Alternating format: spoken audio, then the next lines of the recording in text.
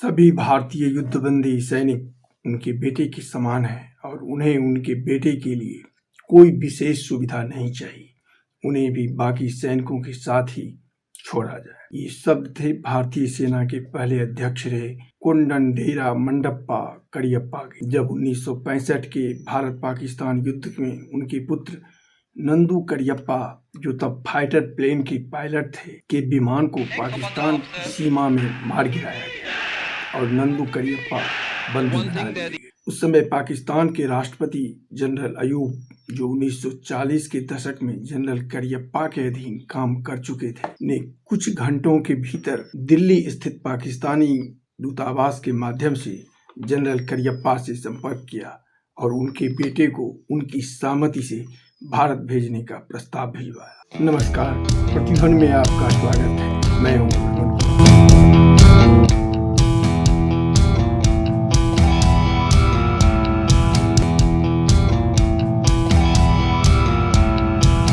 आज बात स्वतंत्र भारत की सेना के पहले commander in chief general Cariappa के जीवन की, जिन्होंने ब्रिटिश जनरल फ्रांसिस बूचर से यह पद 15 जनवरी 1949 को ग्रहण किया था। तब से ही 15 जनवरी देश में प्रतिवर्ष सैन्य दिवस के रूप में मनाया जाता है।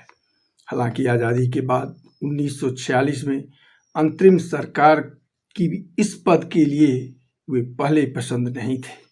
तब के रक्षा मंत्री बलदेव सिंह ने ब्रिगेडियर नाथू सिंह का नाम इस पद के लिए सुझाया था, पर नाथू सिंह ने जनरल करियप्पा की वरीयता के कारण इस पद को विनम्रता से अस्वीकार कर दिया। फिर राजेंद्र सिंह जी का नाम इस पद के लिए प्रस्तावित किया गया और उन्होंने भी करियप्पा के सम्मान में यह पद स्वीकार करने से इनकार कर दिया और आखिर 4 दिसंबर 1948 को करियप्पा को 49 वर्ष की उम्र में स्वतंत्र भारत की सेना के पहले कमांडर इन चीफ का पद दिया गया, जिसे उन्होंने 15 जनवरी 1949 में ग्रहण किया। बेहद अनुशासन प्रिय इस सैन्य अधिकारी का जन्म 28 जनवरी 1899 में कर्नाटक में हुआ था। 1942 में ब्रिटिश भारत की सेना में लेफ्टिनेंट कर्नल का पद पाने वाले वे पहले भारतीय थे। नवंबर 1947 में उन्हें पूर्वी कमान का प्रमुख पद सौंपकर रांची में तैनात किया गया, पर 2 महीने बाद ही कश्मीर में गड़बड़ी होने पर उन्हें लेफ्टिनेंट डर्ली रसेल के स्थान पर दिल्ली और पूर्वी कमान GOC इन चीफ बनाया गया। उन्होंने ही इस कमान का नाम पश्चिमी कमान, उन्हें कीपर के नाम से भी पुकारा जाता था। कहते हैं कि ब्रिटिश भारत के एक अंग्रेज अधिकारी की पत्नी को उनका नाम लेने में कठिनाई होती थी और उसने इन्हें कीपर के नाम से पुकारना शुरू किया। 1948 में कश्मीर की लड़ाई के समय ले जाने वाली सड़क तब तक नहीं खोली जा सकती थी जब तक भारतीय सेना का कब्जा जोजिला, द्रास और कारगिल पर नहीं होता, जो पाकिस्तान की कब्जे में था। उन्होंने अपने ऊपर के आदेश अवहेलना करते हुए यही किया। उनकी इसी योजना के अनुसार भारतीय सेना ने पहले नौशेरा, झांगर, द्रास और कारगिल से दुश्मनों को पीछे खदेड़ दिया। उनकी उसी योजना के कारण आज लेह भारत का अभिन्न अंग है। कमांडर बनने पर उन्होंने नौशेरा का दौरा किया। वहां के ब्रिगेड के कमांडर जनरल उस्मान से उन्होंने तोहफे में कोट पर कब्जा कर देने को कहा। ब्रिगेडियर उस्मान ने सफलतापूर्वक यह कारनामा कर दिखाया।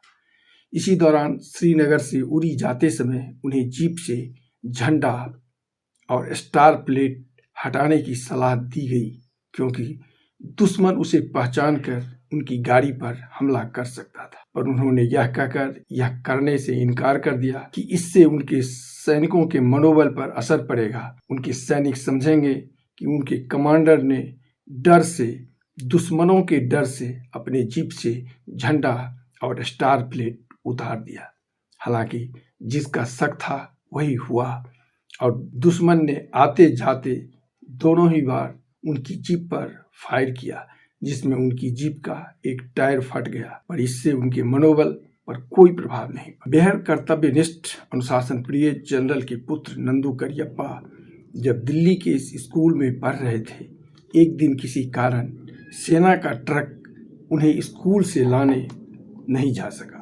उनके एडीसी ने स्टाफ कार को नंदू करियप्पा को लाने स्कूल भेज दिया बिना उनकी जानकारी के। कुछ दिनों बाद जब जनरल करियप्पा को यह पता चला, उन्होंने अपने एडीसी को सरकारी कार का निजी प्रयोग किसी भी सूरत में नहीं करने की हिदायत देते हुए उस दिन के इस कार का बिल बनवाया और अपने एडीसी को अपने वेतन से वह रकम कटवाने का आदेश दिया। उनकी अनुशासन प्रियता के कारण जहां उनके सहयोगी भी उनसे छूट पाने के संकोच करते थे, वहीं सहृदयता ऐसी थी कि एक बार एक सीमावर्ती गांव से गुजरते समय उन्होंने महिलाओं को सर पर पानी का मटका दूर से लाते देखा। पता लगाया और यह पता लगने पर इन महिलाओं को रोज 4 मील दूर से पानी लाना पड़ता है। उन्होंने उनके गांव में तत्काल कुआं खोदने का आदेश दिया। गांव के पठान इतने खुश हुए कि उन्हें खलीफा कहकर पुकारा जाने लगा।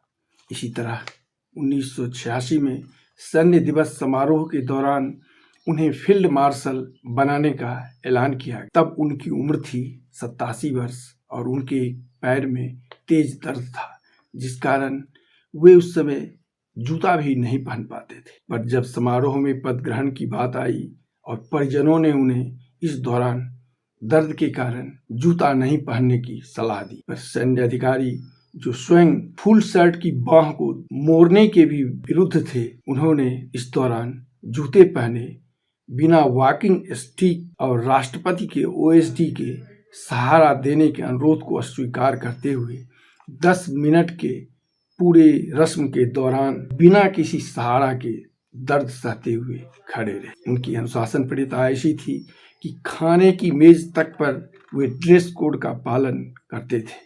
कहते हैं कि इसी कारण एक बार उन्होंने अपनी बेटी के मंगेतर को सामान्य वेशभूषा में खाने की मेज पर आने पर अपनी बेटी से कह दिया था कि वे उन्हें बता दें कि उनके यहाँ ऐसा नहीं चलेगा। आज जब हर क्षेत्र में अनुशासनहीनता और सब कुछ हड़पने की आपाधापी मची है, तो आज़ादी के बाद के इस संस्कृति को जानने समझने की ज़रूरत है। तो आज बस इतना ही। ऐसे ही और वीडियो प्रतिध्वनि के डिस्क्रिप्शन में आप पा सकते हैं। चैनल अच्छा लगे तो उसे सब्सक्राइब, लाइक और अपनी प्रतिक्रिया देकर प्रोत्साहित करें। धन्यवाद। मिलते हैं फिर अगले अंक में। नमस्कार।